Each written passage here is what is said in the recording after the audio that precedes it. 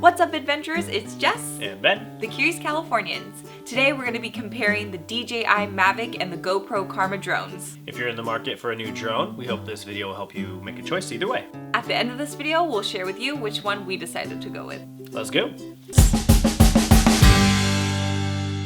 The first thing we're going to be comparing is the price.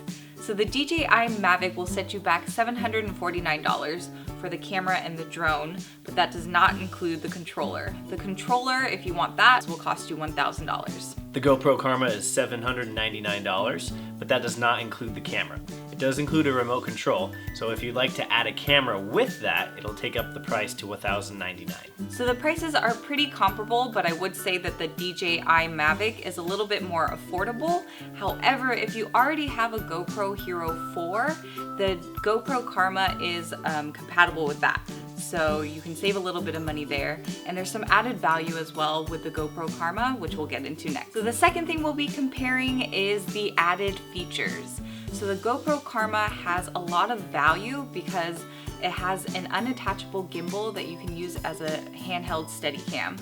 It also has a detachable camera, so you can use the GoPro Hero 5 for other things. So the DJI Mavic has a few intelligent flight modes, including obstacle avoidance, follow me, and gesture control, which really bring this quality of this camera up. So both of these drones have a lot of great things that make them unique. Right. I think a lot of the features will benefit you depending on what you're trying to use it for. So just keep that in mind when you're making your choice. Next, we're going to talk about camera specs. Both cameras are able to shoot at 4K for up to 30 frames a second, which is really nice. And the DJI Mavic can shoot at 1080p for 96 frames a second. GoPro Hero 5 is able to shoot up to 120 frames a second. So a little bit better of a slow motion shot with the GoPro Hero 5. And both cameras are able to shoot a 12 megapixel still image. They're both pretty comparable when it comes to the camera specs. However, we are talking about the GoPro Hero 5, so if you have the 4, it's going to be a little bit different. The next thing we'll be comparing is flight time and flight range. Right, so the GoPro Karma is able to reach a top speed of 35 miles per hour, and its range is 3 kilometers. Now the DJI Mavic is able to reach up to 40 miles an hour and has a range of 7 kilometers. So there's a pretty big difference in there. The DJI Mavic can obviously go a lot further, which can be nice depending on what you're using it for. So the battery usage for both is pretty close. The GoPro is stated to have 20 minutes of battery time, whereas DJI is said to have 27 minutes. The last thing we're going to compare is compactability. Now this is a huge deal for us because we travel a lot and we like to use our drone when we travel.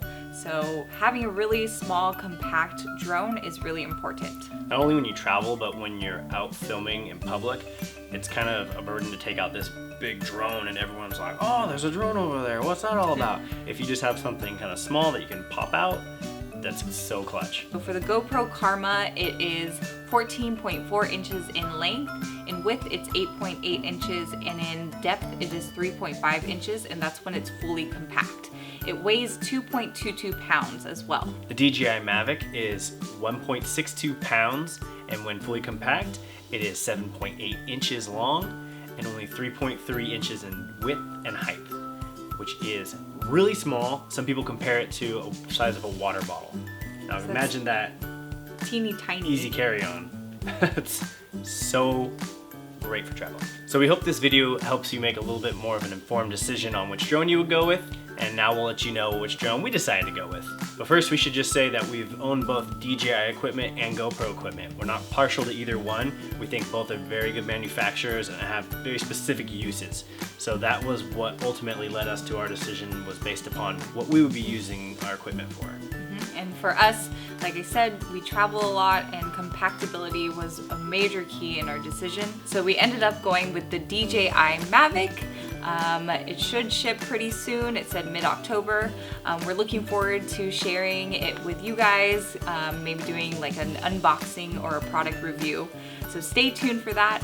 Stay curious. Make sure you subscribe to our channel. We post new travel videos every Sunday. And leave a comment down below. Let us know which drone you would decide to go with and why. Stay curious. If you enjoyed this video, make sure you subscribe to our channel. We post new content every week, and check out our blog at curiouscalifornians.com. Stay curious.